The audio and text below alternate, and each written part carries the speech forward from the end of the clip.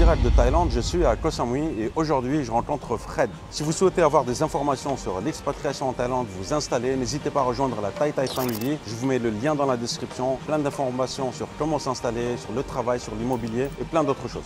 Bonjour Fred. Salut Sabri. Ravi de te rencontrer Fred. Ça va? Ça va et toi, en forme? Génial. On est en direct de Koh Samui, le cadre est sympa. Tu as fait un excellent choix et je suis très content. J'étais ravi de te rencontrer aujourd'hui. Alors dis-moi, tu es dans le milieu de l'immobilier, c'est ça? Ouais, donc moi je vis à La Maille, Ouais. Koh Samui, et j'ai un réseau d'agents immobiliers en Thaïlande que je suis en train de développer. Ouais. Donc on a une agence sur Koh Samui, une agence à Phuket et à venir à Bangkok d'ici quelques semaines. D'accord. C'est quoi le concept? En fait, toi, tu gères des franchises, c'est ça? C'est ça, donc moi je suis franchiseur si tu veux. L'importance que j'attache à mon projet, c'est de former, d'avoir des gens extrêmement compétents pour encadrer notamment les gens et les investisseurs qui veulent ou investir en Thaïlande ou y habiter, hein, forcément. Ah, c'est pas mal. Donc en fait, il y a deux trucs. Toi, tu peux déjà encadrer des gens qui ont, on va dire, un peu d'argent, qui souhaiteraient, on va dire, se lancer dans l'immobilier, Ouais. des professionnels, Ouais. donc du B2B. Et de l'autre côté, tu peux aussi trouver des biens immobiliers. C'est ça. Donc on Pour a des toute gens. la demande de gens qui le font soit à distance aussi parfois, qui veulent investir, Ouais. des fonds pour avoir une diversification aussi de leur patrimoine, peut-être Ouais. ça peut arriver, et aussi bien sûr des familles qui viennent s'installer typiquement, qui veulent trouver un bien immobilier et surtout très bien encadré pour acheter parce qu'il faut faire attention. Il y a D'accord. certains pièges à éviter, mais comme dans tous les achats immobiliers. Tu as passé 2 ans ici en Thaïlande, c'est ça? exactement. Maintenant 2 ans. Tu as une sacrée expérience dans l'immobilier en France. Ouais, c'est ça. Ok. c'est ça. Comment on peut transposer cette expérience française en Thaïlande? Les règles de jeu sont totalement différentes. En fait, si tu veux, il y a deux sujets. Si on parle de sujet juridique, évidemment, il faut avoir une grosse compétence juridique pour ne pas faire n'importe quoi. Le système d'achat en Thaïlande et en France, c'est pas du tout les mêmes. Mais Ouais. ça, si tu veux, c'est ce qu'on inculque dans mon réseau de franchisés, d'être très pointu là-dessus, parce que c'est essentiel. Après, sur la partie technique et l'évaluation des biens, parce que c'est un peu la différence que j'ai avec d'autres agences immobilières, notre cœur de métier, c'est dire combien vaut un bien immobilier, est-ce qu'il est au bon prix avant de le présenter, sinon ça ne nous intéresse pas. On n'aime pas perdre trop de temps, tu vois. Par contre, on veut garantir à nos clients d'acheter au bon prix des produits au marché, tu vois, pas surcotés. C'est ça qui est D'accord. important. Il y a beaucoup de pièges ici ou pas dans l'immobilier en Thaïlande? Ben, il y a des pièges qui font que si tu fais pas attention, déjà il faut s'assurer que le propriétaire qui te vend est bien propriétaire, notamment quand c'est un Thaï. Si tu achètes à un étranger qui vend une société, ben, s'assurer que la société n'a pas des dettes. Il y a Ouais. plein de choses qu'il faut s'assurer avant d'acheter un bien immobilier. Ça, c'est notre travail d'agent immobilier en amont de le vérifier avant de proposer un projet à la vente. En fait, ta force à toi, c'est vraiment, de ce que j'ai compris un petit peu de notre conversation en off, c'est que ta force, c'est vraiment d'accorder une valeur exacte au bien. Exactement. C'est ça, hein? Et l'idée, c'est vraiment de proposer des biens qui sont au juste prix, d'étudier, de travailler beaucoup en amont avant de proposer un bien, de Ouais. travailler sur le côté juridique, de vérifier que le bien, il n'y a pas de problème, sur la partie technique, juridique. Et ensuite, une fois qu'on est sûr de ça, alors on ne peut être pas sûr à 100%, mais en tout cas, on va s'encadrer d'avocats après qui vont nous aider, bien sûr, on n'est pas des Ouais. avocats. Mais on va s'assurer de la première partie pour faire gagner du temps à nos clients et à nous. D'accord, ok. C'est important d'être encadré dans l'immobilier en Alors, Thaïlande? Je vais te dire partout, mais en Thaïlande peut-être encore plus, parce que quand on arrive dans un nouveau pays, on ne connaît rien. Donc nous, notre objectif, c'est d'accompagner des expatriés, notamment, à leur mâcher leur travail, à leur éviter de faire des grosses erreurs qui peuvent être des fois préjudiciables. Typiquement, ça serait d'acheter une maison ou d'acheter un terrain qui n'a pas un bon titre de propriété sur lequel ils ne peuvent pas construire. Ça peut arriver, ça, en Thaïlande. C'est possible ça? Ça peut arriver. D'accord. Je vais pas te Quelles sont les arnaques typiques en général ici en Thaïlande? L'arnaque, je vais te dire, alors il y en a des plus ou moins subtiles. Le problème, c'est quand tu as des achats à distance notamment, c'est de faire confiance à la personne, si tu viens pas en Thaïlande, de savoir est-ce qu'on te montre le bon terrain, la bonne villa. Ça, c'est déjà arrivé, tu vois. Ah oui? Voilà, oui, tout à fait. Donc, notre rôle à nous d'agent immobilier, c'est de t'accompagner, de te mâcher ce travail-là. Alors évidemment, des gens qui viennent, après, ça va être un niveau un peu plus important, ça va être les sécuriser sur l'aspect juridique, encore une fois, du terrain, du type de propriété, de la faisabilité de leur projet. Est-ce que la hauteur de construction est réglementaire par rapport à leur projet? Ça, c'est à nous, agents immobiliers, de te le dire en amont. Ouais. Tu mentionnais tout à l'heure, voilà, pour parfois l'achat d'un terrain avec une vue mer, Ouais. potentiellement, voilà, si le terrain environnant ou qui est à côté, peut-être que voilà, ça pourrait te bloquer la vue mer, quoi. Exactement. Notre rôle, si tu veux, d'agent immobilier, c'est ça. C'est-à-dire de vendre objectivement quelque chose, c'est important, mais de ne pas vendre à n'importe quelle condition. Et notre rôle, c'est d'étudier qu'est-ce qui va se passer autour. Si tu achètes une maison avec vue mer, mais que 6 mois après, tu as une maison qui se construit devant, sur le terrain de devant, qui te bloque la vue mer, ton bien, il a dégringolé de 40%. 40%. Ouais, ça peut Ouais, c'est possible. ouais. Avec une vue mer, C'est ça, la vue mer, c'est 30-40%, hein, c'est ça. Alors, c'est difficile de dire des règles générales parce que ça dépend des zones. Hein. C'est comme Ouais. voilà. Mais ça peut être de ces ordres-là. Donc tu peux avoir une dévaluation en 6 mois, en quelques mois, une perte d'argent nette. Donc il y a aussi le fait d'anticiper qui est important. C'est notre rôle. C'est pour ça qu'on est là, c'est pour notre rôle, c'est mâcher tout le travail et d'éviter tous ces problèmes juridiques grâce à l'apport aussi d'avocats, encore une fois. Alors comment on devient propriétaire en Thaïlande? Propriétaire, il y a plein de modes, il y a des différents modes. Donc les avocats, encore une fois, sont là pour nous accompagner, mais il y a deux grandes façons de faire. Il y a l'achat d'un condominium, donc en pleine propriété, donc ça c'est complètement possible, en nom propre ou en ton nom, si tu veux, ça tu peux le faire. C'est le cas le plus facile à comprendre pour un expatrié, parce qu'évidemment c'est en son nom, donc là il n'y a pas de problématique. Après on peut acheter via des sociétés notamment, parce que la terre appartient aux Thaïs, ça c'est une règle qui est toujours vraie. Donc il faut monter une société à dominante Thaï, donc on accompagne surtout ces on ne peut pas rentrer trop dans le détail aujourd'hui, mais en tout cas on accompagne surtout ce montage-là avec des avocats pour le sécuriser et pas faire n'importe quoi, parce qu'il là aussi il y a des pièges. Est-ce que c'est risqué ou pas? C'est risqué si tu ne montes pas correctement. C'est risqué si tu... Est-ce que c'est légal? C'est tout à fait légal dans la mesure où tu as des associés Thaïs qui ont une légitimité dans la société et qui apportent quelque chose. Voilà. Mais ça, il faut bien l'encadrer et c'est pour ça qu'on s'entoure d'avocats. Mais tu peux tout à fait le faire. Parce que bon, on sait tous que voilà, il est interdit à un étranger d'acheter un terrain en fait en Thaïlande. Donc on achète via une société. Via une société. Ou alors tu peux acheter, il y a un autre mode qui marche très bien à l'anglaise, qui est le lease. Alors là, on est dans un monde très classique où tu as un bail de 30 ans et là, c'est quelque chose de... Tu loues pendant 30 ans en gros un terrain, tu fais ta maison dessus, au bout de 30 ans, ça ne t'appartient plus. Et là, c'est très sécurisé, il n'y a aucun problème non plus. Sauf que bon, il n'y a pas d'héritage. Il n'y a pas d'héritage, mais c'est un choix d'investissement notamment parce que, imagine, tu achètes un terrain qui n'est pas très cher, en lease, tu fais ta maison et tu fais de la rentrée locative qui est très intéressante, ben, tu crées de l'argent. Et même, tu sais, si tu as 50 ans, si tu as 80 ans, tu te dis, bon, ben, à 30 ans, tant pis, je fais ce choix-là, mais j'ai beaucoup de rentrées d'argent immédiate. Voilà un calcul d'investisseur. D'accord. Comment ça se passe dans le cas où, on va dire, tu achètes une maison avec une société et que tu souhaites transmettre cela à tes enfants? Comment ça se passe? Quand tu es dans une société, en fait, après tu peux faire du contrat dans la société, mais si c'est ta société et que ta société a tes enfants par exemple, ça se fait très bien, mais là encore il faut voir comment tu le montes, est-ce que tu as acheté avec une SCI, est-ce que tu as acheté en nom propre, il y a plein de cas différents si tu veux. Il faut le voir. Il y a aussi un autre point, c'est que voilà, j'ai entendu dire qu'il était possible d'acheter des terrains en Thaïlande, des maisons en Thaïlande, avec une société, et que la société appartenait à une holding située à l'étranger pour sécuriser, Singapour par exemple, pour sécuriser, on va dire, tu peux tout à fait faire ça, c'est-à-dire que la règle d'une société, c'est qu'elle a 51% de parts qui doivent être au Thaï, 49% à des étrangers, personne physique, personne morale. Mais ces 49% peuvent être très bien une société singapourienne, par exemple, ou une société française. Une SCI, par exemple, ça marche très très bien ce montage-là. On peut faire venir des fonds de SCI françaises et investir 49% dans une société à dominante Thaï, toujours, mais qui a 49%, c'est une SCI. Ça marche très très bien. D'accord, ok, entendu. Voilà, ça permet d'envoyer des fonds de France tout à fait légalement. En Thaïlande, il n'y a pas de non-double imposition, il y a un pacte de non-double imposition. Donc il y a plein de règles fiscales qu'on peut expliquer. Et ça on parle souvent de zone grise en Thaïlande. Tu sais, ce qui est légal, zone blanche, ce qui est interdit, la zone noire, et on parle de ce qui est toléré.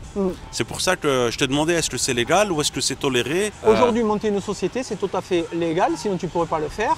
C'est ce que tout le monde fait en fait. C'est ce que tout le monde fait, surtout les étrangers. Les Thaïs, évidemment, n'ont pas ce problème-là. Et après, il y a l'achat des condominiums. Pour les gens qui seraient un peu plus frileux, qui ont un peu de mal avec ça, un achat de condominium marche très bien. Tu achètes en pleine propriété, mais là c'est clair. Voilà, donc à Bangkok, c'est notamment le cas. Et ça aussi, il faut préciser qu'acheter un condominium, on est toujours soumis à la règle des 51-49%, mais à l'immeuble. Sur l'immeuble, donc si tu as un immeuble de 100 appartements, tu as 49% dédiés à des étrangers, 51 à des Thaïs. Donc tu achètes sur les 49%, tu en as 49 dédiés à des étrangers, tu en achètes un, tu es en pleine propriété, aucun problème. Voilà. Attention au mode de location par contre, tu ne peux pas faire la courte durée. Voilà. Ah oui? Interdit. Les Thaïs peuvent ou pas? Interdit. Pas de courte location, c'est-à-dire? Sur des condominiums, vous ne pouvez pas faire la location à la nuit sur un condominium. Sur une villa, c'est autorisé. Sur un condominium, c'est interdit. D'accord. À la semaine, c'est possible? Non, au minimum 30 jours. 30 jours minimum. Voilà. Et ça, notamment, c'est pour pas rentrer en concurrence avec les hôtels. Exactement. D'accord. Les Airbnb sauf avoir licence hôtelière. Après, il y a des cas qui peuvent demander des licences. Et ensuite, est-ce que Airbnb est autorisé? Oui, tu as une villa à 4 chambres aujourd'hui à Koh Samui, tu peux faire du Airbnb complètement autorisé. Les condominiums, non? Condominium interdit. Ok. Est-ce que c'est un problème, c'est un risque pour, on va dire, des investisseurs, des gens qui aimeraient acheter un bien, mais pas pour y habiter, pour l'investir? Non, c'est pas un risque, parce qu'à partir du moment où on a défini, ça c'est notre rôle avec le client, de dire qu'est-ce qu'il veut faire comme un type d'investissement, et en fonction de son choix, on le guide vers une villa, et selon sa zone aussi. Si on va à Koh Samui, il y a très peu de condominiums, donc c'est pas la peine. Si on va à Bangkok, il y a très peu de villas. Donc on va avoir aussi par rapport à la localisation des choix à faire. Mais on va sécuriser le montage en fonction du type de bien, de la rentabilité espérée, du projet. Donc c'est pour ça qu'il y a une grosse étude avec avec le client acheteur. Qu'est-ce qu'il veut vraiment? D'accord, ok. Il faut combien de budget selon toi? Tout dépend de ce que tu fais. Si tu vas acheter un appartement à Bangkok ou tu vas acheter une villa à Koh Samui, c'est pas les mêmes budgets, mais on n'a pas les mêmes rentabilités non plus. Ça dépend.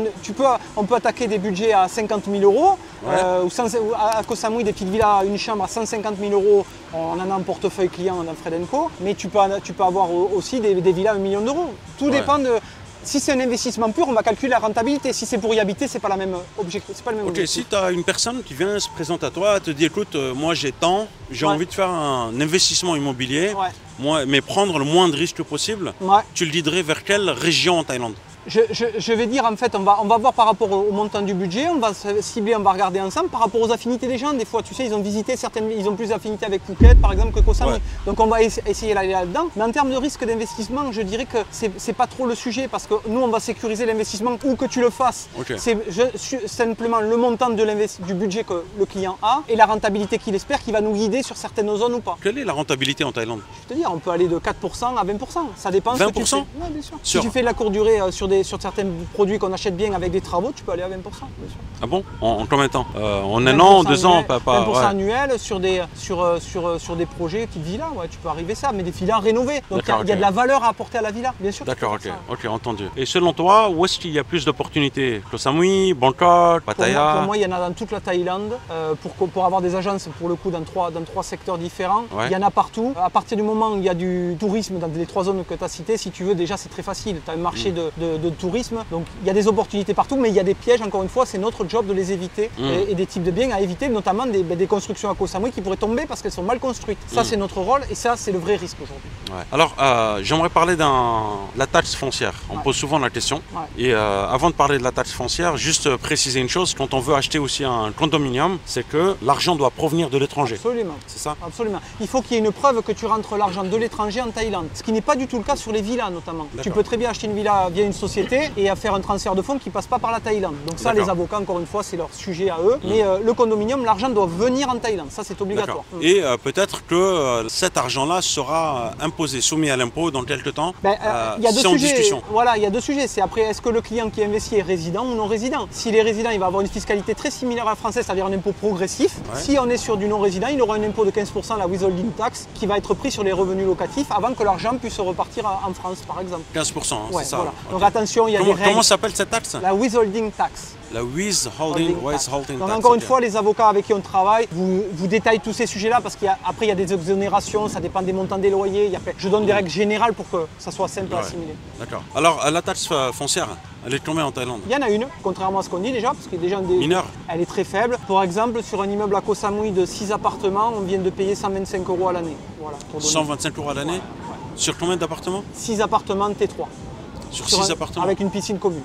Ah d'accord, ok. C'est vraiment...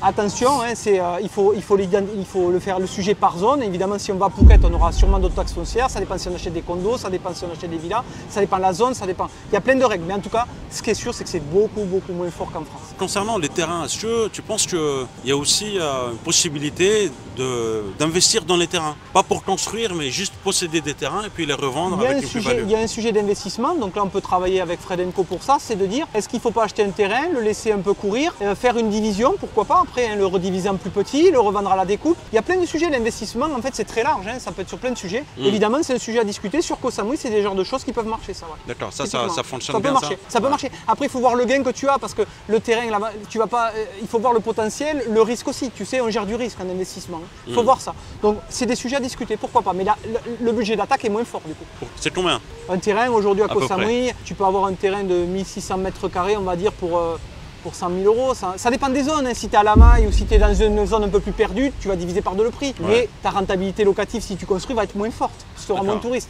Tu vois, tout ça se pèse. Mais ça, c'est notre rôle d'encadrer le sujet. Tu vois. Tu as toujours des personnes qui bug un peu lorsque tu leur dis qu'en Thaïlande, on peut acheter un terrain. Il y a une société. Ouais, mais ok. Mais ça, pourquoi beaucoup de gens ne le savent pas? Parce que peut-être qu'ils sont mal renseignés ou parce que... Ils n'ont pas peut-être l'éducation, on va dire.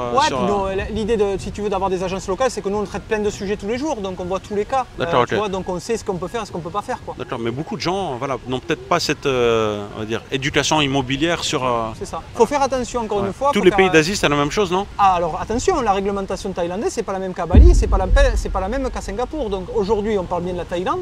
Si tu vas à Bali, le lease, il n'y a pas d'achat.